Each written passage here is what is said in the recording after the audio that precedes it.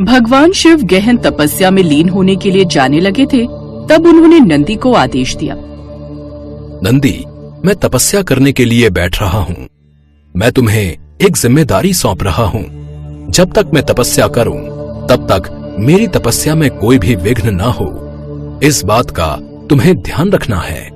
तुम्हें मेरे पास बैठकर पूरा पहरा देना है। आप निश्चिंत रहिए प्रभु, मेरे होते हुए कोई भी आपकी तपस्या में विघ्न नहीं डाल सकता। मैं चौकन्ना रहकर पहरा दूंगा।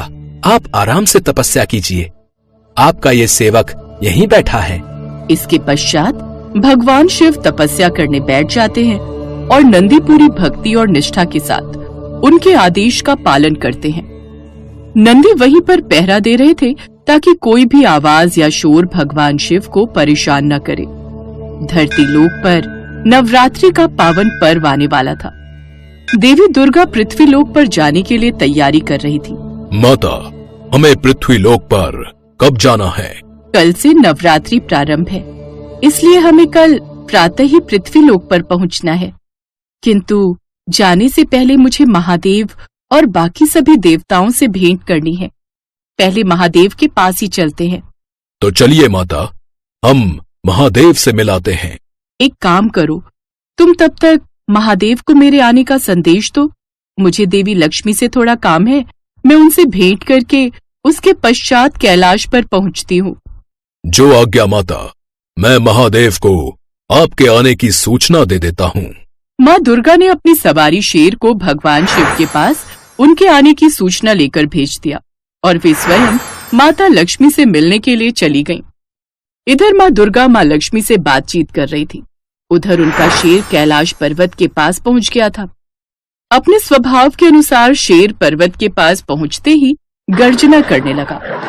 शेर की गर्जना ने पूरे कैलाश पर्वत को हिला दिया। उसकी ये गर्जना नंदी के कानों तक पहुंची, जो भगवान शिव के समक्ष पहरा दे रहे थे। ये गर्जना कैसी? ये शेर कौन है जो कैलाश की शांति को भंग कर रहा है? भगवान शिव की तपस्या में विघ्न डालने की हिम्मत कोई कैसे कर सकता है? अच्छा, तो तुम हो वो शेर। अपनी गर्जना करना बंद करो।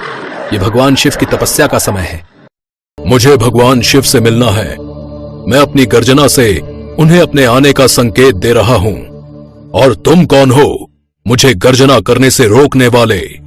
मेरे रास्ते से हट जाओ। मुझे महादेव से मिलना है। मैं भगवान शिव का सेवक हूं, उनका प्रहरी हूं। तुझे यहाँ एक कदम भी आगे नहीं बढ़ने दूंगा। नंदी की बातें सुनकर शेर भी क्रोध में आ गया। तुम मेरी शक्ति से परिचित नहीं हो। मैं चाहूं तो तुम्हें पछाड़कर अभी आगे बढ़ सकता हूं। मैं माँ दुर्गा का वाहन हूं। मेरे मार्ग में बाधा मत डालो, अन्यथा तुम्हारे लिए सही नहीं होगा। हे सिंह, चाहे तुम माँ दुर्गा के वाहन हो या किसी और देवी देवता के, भगवान शिव ने मुझसे कहा है कि उनकी तपस्या के दौरान कोई भी उन्हें परेशान न करे। मैं उनके आदेश का पालन कर रहा हूं और मैं तब तक अपनी जगह से नहीं हटूंगा जब तक स्वयं महादेव मुझे अनुमति नहीं देते। नंदी की बातें सुनकर सिंह को और क्रोध आ गया। देखो नंदी, अगर तुम अपना सेवक धर्म निभा रहे हो तो मैं भी अपना सेवक धर्म निभाने से पीछे नहीं हटूंगा। मैं महादेव से मिलकर ही रहूंगा। मैं पीछे नहीं लौटूंगा। मेरे रास्ते से हट जाओ। माँ दुर्गा के वाहन शेर ने नंदी के ऊपर हमला किया। नंदी ने अपने आप को बचाया और उसके पश्चात दोनों में भीषण युद्ध छिड़ गया। शेर अपनी पूरी शक्ति से नंदी पर वार करने लगा, लेकिन नंदी ने भी अपनी ताकत से हर वार का सामना किया और इसी दौरान माँ दुर्गा कैलाश पर्वत पर पहुंच जाती हैं। उन्होंने देखा कि उनके शेर और शिवजी के नंदी आपस में लड़ रहे हैं। इतनी देर में शिवजी भी तपस्या से जाग जाते हैं। उन्होंने भी जब माता दुर्गा के शेर और अपने गढ़ नंदी को युद्ध करते देखा तो वो भी चकित रह गए। ये आप दोनों इस तरह युद्ध क्यों कर रहे हैं? आखिर युद्ध का विषय क्या है? माता, ये नंदी मुझे भगवान शिव से मिलने के लिए मना कर रहा है। मैं तो बस आपकी आज्ञा का पालन कर रहा था। प्रणाम माता, मैं भी महादेव की आज्ञा का पालन कर रहा था। मुझे महादेव ने आज्ञा दी थी कि जब तक वे समाधि से ना जागें, तब तक मैं किसी को उनसे मिलने की अनुमति ना दूं। मैं भी तो माँ दुर्गा की आज्ञा का पालन ही कर रहा था। मुझे माँ दुर्गा ने महादेव को उनके आने की सूचना लेकर भेजा था, किंतु तुमने मेरी बात को सुना ही नहीं। क्षमा कीजिए माता, मुझे जो सही लगा मैंने वही किया। हे नंदी, आपने बिल्कुल सही किया। आपने तो अपना सेवक धर्म निभाया है, और हे सिंह, आप भी मेरे परम सेवक हैं, इसलिए आपने भी अपना सेवक धर्म निभाया। यहाँ किसी की भी गलती नहीं है। आप दोनों तो अपना अपना कर्तव्य निभा रहे थे। देवी दुर्गा, आप बिल्कुल सत्य कह रही हैं।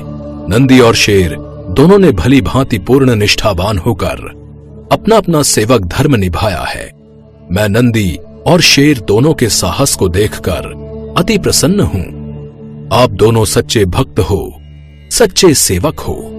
अब आप दोनों सच्चे मित्र की भांति एक दूसरे को हृदय से लगाकर इस युद्ध को समाप्त कीजिए। मुझे क्षमा कर दो सिंह, मैंने तुम्हारा हृदय दुखाया। मैंने भी तो अहंकार में आकर तुम पर हमला कर दिया। मुझे भी क्षमा कीजिए हे नंदी। और दोनों महादेव और माँ दुर्गा का आशीर्वाद देते हैं। इसके पश्चात महादेव आदि सभी देवताओं से भेंट करके और उनका आशीर्वाद प्राप्त करके माँ दुर्गा नवरात्रि उत्सव पर भक्तों के उद्धार के लिए पृथ्वी लोक पर आ जाती हैं।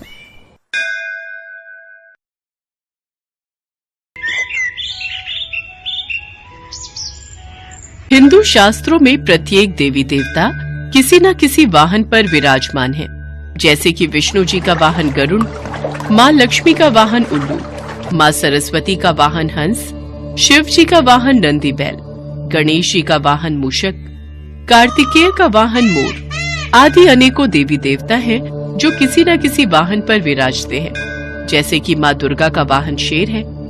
शेर की सवारी करने के कारण माँ दुर्गा को शेरों वाली माँ के नाम से भी पुकारा जाता है। पर शेर ही माँ दुर्गा का वाहन क्यों बना? आखिर शेर को ही ये सौभाग्य क्यों और कैसे प्राप्त हुआ? इसके पीछे एक पौराणिक कथा प्रचलित है। दुर्गा माँ के कई रूप हैं, उनमें से एक रूप माँ पार्वती का भी है। देवी पार्वती बचपन से ही शिव भक्त थी और शिव जी को अपना पति मानती थी। वो शिव जी को पाने के लिए हमेशा तपस्या में लीन रहती थी। देवी पार्वती ने भगवान शिव को पति के रूप में पाने के लिए वर्षों तक कठोर तपस्या की थी। इस कठिन तपस्या में काफी समय तक लीन रहने से देवी पार्वती का रंग सांवला हो गया था। विवाह के पश्चात एक दिन भगवान शिव और देवी पार्वती कैलाश पर्वत पर बैठकर आपस में हंसी ठिठोली कर रहे थे। उसी बीच शिव जी ने माता पार्वती को सांवली कह दिया। देवी पार्वती, तुम्हारा रंग कितना सांवला हो गया है, देखो तो जरा। स्वामी, यह सब तो आपको पाने के लिए मैंने तपस्या की थी, उसी कारण मेरा रंग सांवला हो गया। जाइए, मुझे आपसे बात नहीं करनी। आपने मुझे दुख पहुंचाया है। अब मैं तभी लौट कर आऊंगी जब मैं सांवली नहीं रहूंगी। मैं गौर वर्ण की हो जाऊंगी। मैं तपस्या के लिए जा रही हूँ। पार्वती, रुको तो। अरे तुम तो नाराज हो गई। मैं तो यूं ही कह रहा था। लगता है देवी पार्वती को मेरी बात का बुरा लग गया। अब तो ये तपस्या में लीन होने चली गई। शिव जी से नाराज होकर माँ पार्वती घने जंगलों में जाकर तपस्या में लीन हो गई। जब माता पार्वती तपस्या में लीन थी, उस समय एक भूखा शेर उधर से गुजर रहा था। उसने माता पार्वती को देखा और उन्हें अपना शिकार बनाने के लिए आगे बढ़ा। अरे, ये तो तपस्या में लीन है। मेरी गर्जना का इन पर कोई प्रभाव नहीं हो रहा। मुझे इनकी तपस्या भंग होने का इंतजार करना होगा। आखिर मैं भी तो देखूं कि एक शेर की गर्जना का असर इन पर क्यों नहीं हुआ और इनकी तपस्या भंग क्यों नहीं हुई, ये भयभीत क्यों नहीं हुई।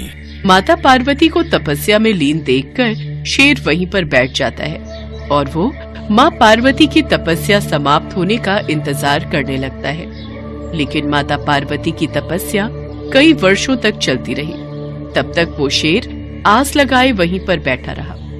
माँ पार्वती के चमत्कार से शेर भी उतने वर्ष भूखा प्यासा रहा, मानो वो भी माँ पार्वती के साथ तपस्या कर रहा हो। न ही उसने माता पार्वती को कुछ कहा और न ही वहां से उठा। तब के कई वर्ष बीत जाने के बाद देवी पार्वती की तपस्या से प्रसन्न होकर वहां शिव जी प्रकट हुए। देवी पार्वती, आंखें खोलो। मैं तुम्हें गोरा होने का वरदान देता हूँ। पार्वती, तुम गंगा स्नान करो, इससे तुम गौर वर्ण की हो जाओगी। अपने उज्जवल गौर वर्ण के कारण अब से संसार आपको गौरी के नाम से भी जानेगा और आपका सांवला वर्ण कौशिकी देवी के नाम से जाना जाएगा। आप धन्य है प्रभु।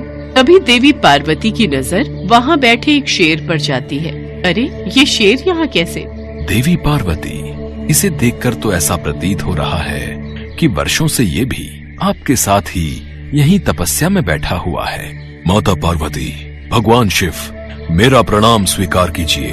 आपका कथन सत्य है। मैं इसी विचार से देवी पार्वती पर आक्रमण करने ही वाला था, पर देवी पार्वती के अलौकिक चमत्कार से मैं रुक गया। मेरे हाथों से यह अपराध होने से मां ने मुझे रोक दिया। मुझे क्षमा कीजिए माता। प्रभु, जैसे मैंने इतने दिनों तक तपस्या की, ठीक उसी तरह इस शेर ने भी मेरी प्रतीक्षा में तपस्या की है। मुझे इसकी तपस्या का फल इसे देना ही चाहिए, पर मैं ऐसा क्या करूं कि जिससे जगत में इसकी प्रशंसा हो? माँ, मैं आपकी सवारी बनना चाहता हूँ, आपको अपनी पीठ पर बिठाना चाहता हूँ। मैं चाहता हूँ जगत में मैं आपके वाहन के रूप में जाना जाऊं।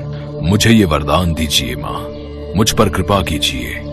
मैं आपके अंग संग रहकर आपकी सेवा और भक्ति करना चाहता हूँ। देवी पार्वती, अब तो इस शेर को वाहन बनाकर आपको इसकी इच्छा पूरी करनी ही होगी, और अब आपको शेरों वाली के नाम से भी पुकारा जाएगा। देवी पार्वती मुस्कुरा देती हैं और शेर को वरदान देते हुए उसे अपना वाहन बना लेती हैं।